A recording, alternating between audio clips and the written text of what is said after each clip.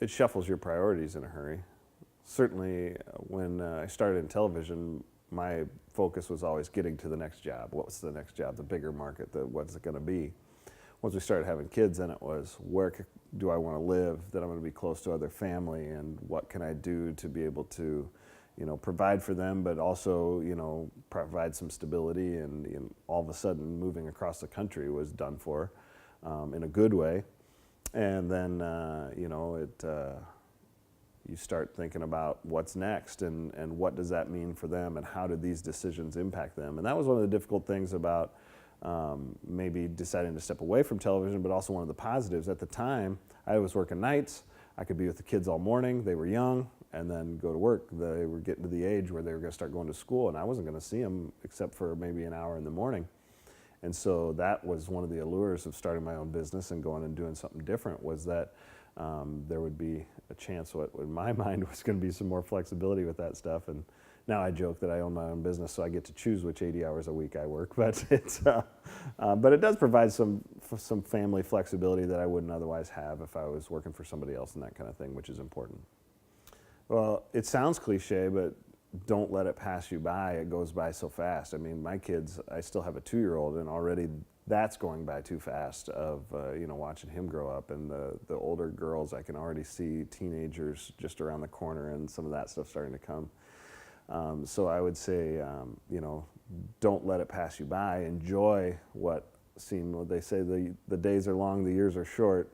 Some of the hectic moments of parenthood early on. Especially when they're so little and you're not getting any sleep and you think this is horrible. But someday I promise you will look back on it and appreciate it. And then the other thing is to just really value your role as a father in the structure of the home, and don't take for granted how important it is for you to be a person to take your morals forward and to be somebody that those kids look up to in a very special way. Because the things that you're going to lay down really early are going to affect what they value, how they behave, not just as 8, 10, 15-year-olds, but when they're 30, 40, 50-year-olds.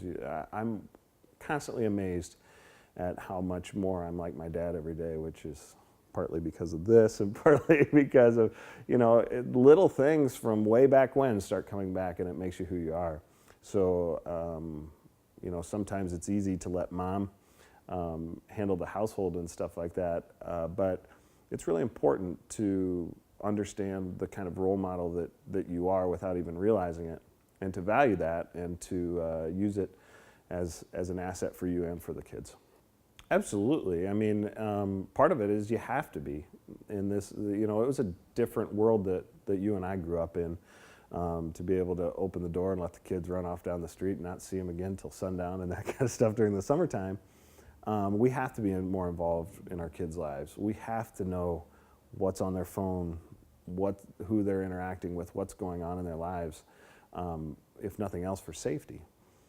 But I think that relationship and what we learned to value as the generation shifted, some of the little things that we got from our parents were starting to, offer some of those warm fuzzies a little bit more. I think that we appreciated them, and now we're trying to make sure that our kids have that. So, but somehow you still have to be able to not always be their friend, and provide discipline, and provide a work ethic and things like that as they grow up too. So.